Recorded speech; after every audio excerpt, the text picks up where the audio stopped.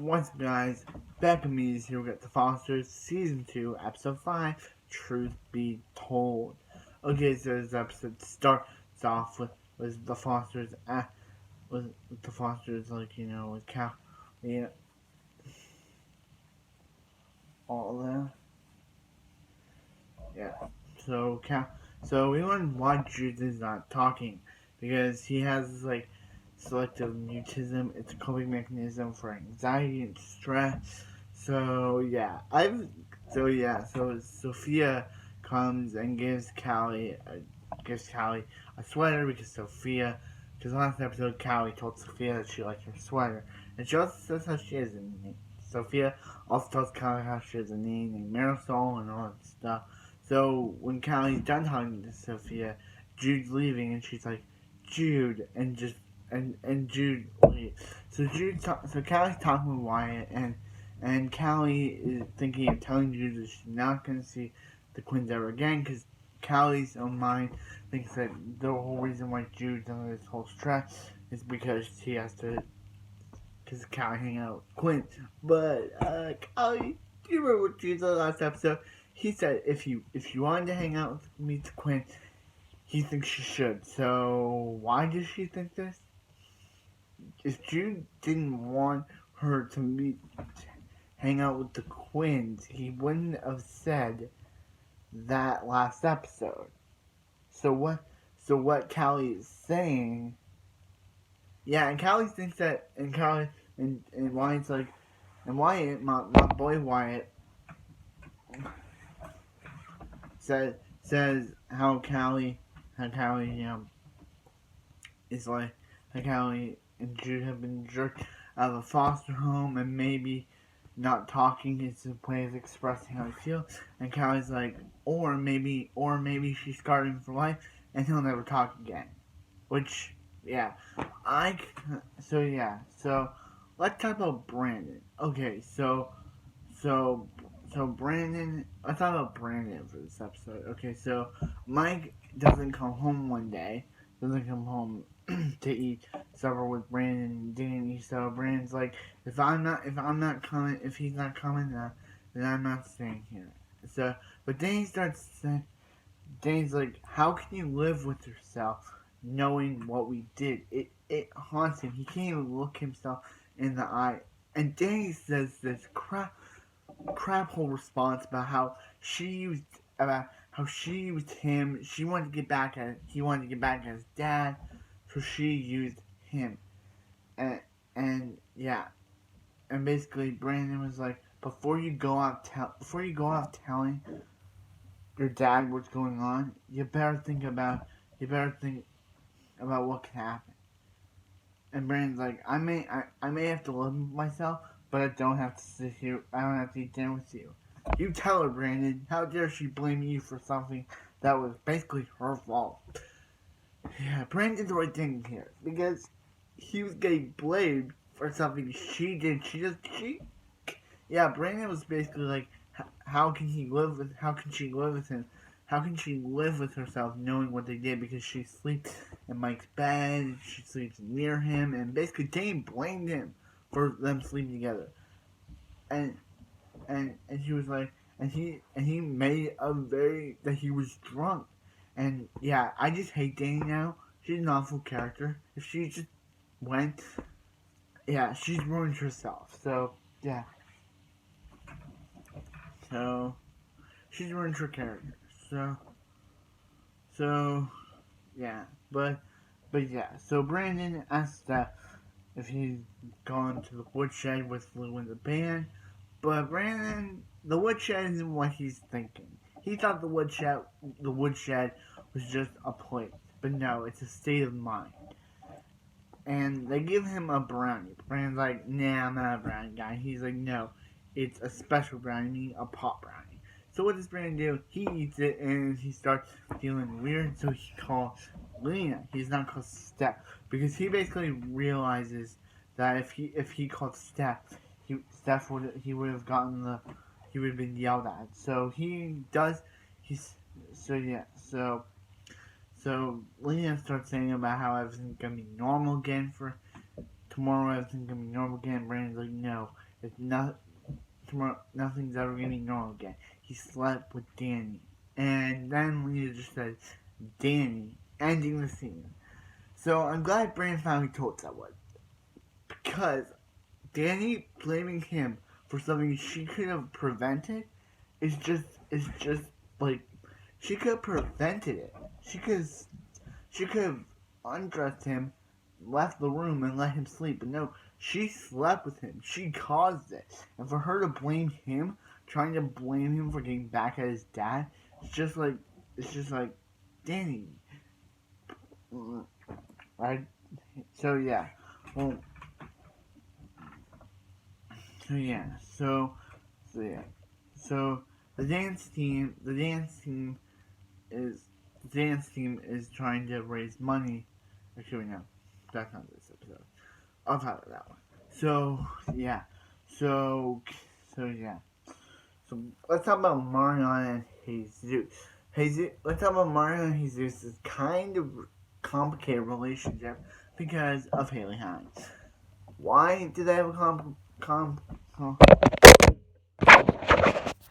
Sorry, sometimes it happens where I kick something and my phone just falls. Sometimes it happens. I cannot stop that. But anyway, yeah. So let's talk. Why did Jesus and Mariana have a complicated relationship because of Haley Hines? Let's talk about it. So Haley Hines is just Haley's just walking. Haley Hines or Haley's just walking through the hall when Jesus catches her and kisses, and she's like, and Jesus is like, I didn't think, because Emma. Actually, I thought about that.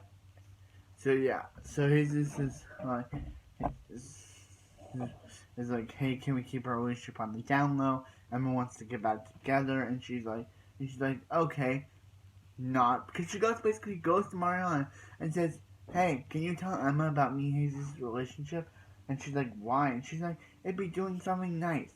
Why is that nice? She starts saying about how she and Emma are friends, and Mariana even says, oh yeah, she loves Jesus. She'd sell him her last kidney. But then, go tell Emma about Jesus and Haley's dating life, because Jesus because Jesus confronts Mariana about it, saying, you told him about Haley. She's like, you're welcome. Mariana, sometimes this season, you are annoying me with this scene. Because Mariana even said that she loved Jesus. She would have done anything for him, sell her kidney. But basically she goes behind his back and tells his ex-girl about his current girlfriend and his relationships. Mariana, just tell you, Mariana just says, and Mariana says that when any relationship comes to the dance girls, it comes back to her. And he's just like, oh, you all you care about is protecting your spot on the dance team. Guess what? You're a terrible dancer. And she's like, you're a terrible brother and even a worse boyfriend.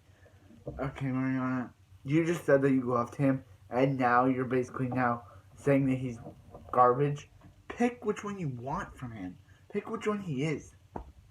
But anyway, basically, she says that she says how he broke Lexi's heart, then Emma's, and then Haley's next in line.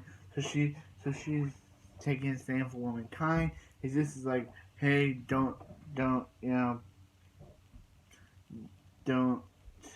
He's like, don't get high and mighty. You're just trying to be like all the other girls. And she's like, no. And she's like, did you look yourself in the mirror lately? And yeah. And she's like, and he's like, if you're trying to be a pain in his butt, if you're trying to be a big pain, but just tell him why. And he leaves. So Mariana, like, I don't need this scene because I'm just like, Mariana, these dancing people, they don't care about you. Haley maybe because she's your friend, but the rest might not. But yeah, I just don't get. Mariana was saying all this stuff about wanting to help Jesus and wanting to sell her kidney to him, but then she goes behind his back because she cared, Haley Hines, you are already becoming my least favorite character with this episode. I hope that not continues. But anyway, yeah.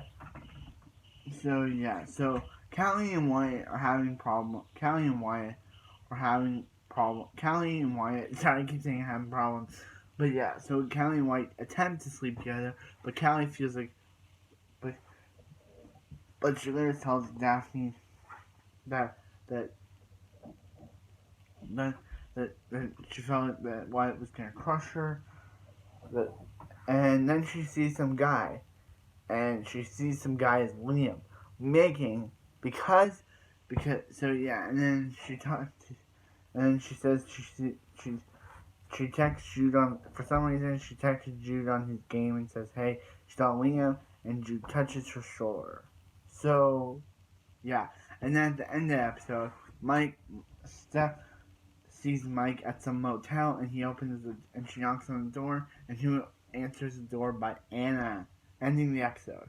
Okay, so I thought this episode was really good. Mariana kind of annoyed me with that Haley Hines scene where she was like she would sell his kidney because she loves him, but then she goes behind his back and tells his ex-girlfriend about his current relationship. That's kind of like, Mariana, why would you go do that?